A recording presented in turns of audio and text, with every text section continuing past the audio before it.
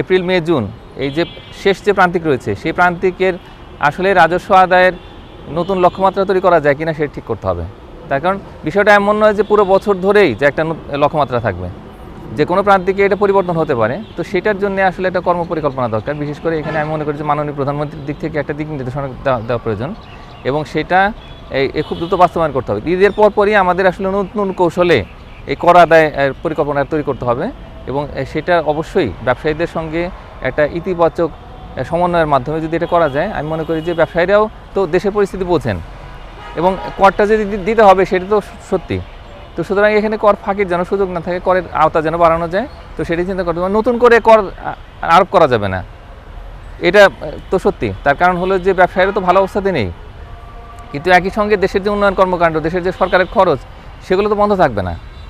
তো এই বিষয়টা আসলে সবার বুঝতে হবে এবং সেটার জন্য আমি মনে করি যে আসলে এখন মাননীয় প্রধানমন্ত্রীর একটা দিক নির্দেশনা দেওয়া প্রয়োজন এবং সেটা অবশ্যই এনবিআর এর সাথে এটা করতে হবে এবং একই সঙ্গে ব্যবসায়ীদের উদ্দেশ্যেও আসলে প্রধানমন্ত্রীর বার্তা দেওয়া প্রয়োজন যে সবার সম্মিলিত উদ্যোগে আসলে দেশটাকে এগিয়ে নিতে হবে। তো এই কারণেই আমি মনে করি যে আসলে আগামী যে প্রান্তিকটা রয়েছে সেই প্রান্তিকটা অত্যন্ত গুরুত্বপূর্ণ। তার কারণ এই প্রান্তিকে কিন্তু সমস্ত রকমের যে এডিবির এক্সপেন্ডিচার সেটা হয় সারা বছর ধরে, যতটুকু না হয় এই 3 মাসেই এই যে খরচটা হয়। সুতরাং এই সময় আসলে সরকারের আর্থিক চাপটা আরও বাড়বে। এখন যতটুকু আছে তার চাইতে আসলে চাপটা সামনের যেহেতু বেশি হবে, সুতরাং এই সময়ে আসলে বেশি রাজস্ব প্রয়োজন। তো এই কারণে এনবিআর এর প্রতি দিক নির্দেশনা এবং এনবিআর এর নিজস্ব যে একটা কৌশল যে তারা কীভাবে আসলে রাজস্ব আদায় করবে, তো সেটা তৈরি করা প্রয়োজন এবং আমাদের হাতে আসলে সময় নেই, ঈদের পরপরই কাজটা করতে হবে। সুতরাং এই সময়ের ভিতরে আমাদের আসলে যেহেতু সময় কম, তো এর মধ্যে আসলে পরিকল্পনা তৈরি করতে হবে। সাধারণ ব্যবসায়ীরা কিন্তু কর দেন, কিন্তু কিছু চিহ্নিত গোষ্ঠী আছে, ব্যবসায়ী আছে, তারা কিন্তু কর সবসময় ফাঁকি দিয়ে থাকেন। তো আমার মনে হয় কি যে এনবিআর এর একটা আলাদা সেল রয়েছে, ওইখানে যে তারা কিন্তু এই ইন্টেলিজেন্সের কাজ করে। তো এই এনবিআর এর যে নিজস্ব যে এই ট্যাক্স ইন্টেলিজেন্স, তাদেরকে আসলে সক্রিয় হতে হবে। তার কারণ এখনই সময় যে দুর্নীতিবাজদের ধরার। আগে তো বিভিন্ন সময় এই যে দুর্নীতিবাজরা কিন্তু রাজনৈতিক প্রভাব খাটিয়ে তারা কিন্তু কর ফাঁকি দিয়েছেন, কিন্তু এখন কেউ কেউ হয়তো পালিয়ে আছেন, অনেকেই ব্যবসা করছেন, এই আবার আগের ধারাতেই আছেন। তো আমি মনে করি যে এখনই তাদের প্রতি একটু কঠোর হতে হবে।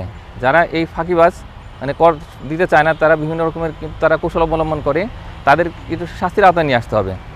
তো এটা অত্যন্ত জরুরি। এটা করতে পারলে আমি মনে করি যে এনবিআর এর টার্গেট অনেকটা ফুলফিল হবে। আর এটি ছাড়াও আসলে একটু গ্রামে গঞ্জে আসলে এনবিআরকে ছড়াতে হবে, তার কারণ এখন বিভিন্ন জায়গাতে কিন্তু গ্রোথ সেন্টার গড়ে উঠেছে, এখন ব্যবসা বাণিজ্য হচ্ছে, কিন্তু তারা আসলে করের আওতায় আসছে না।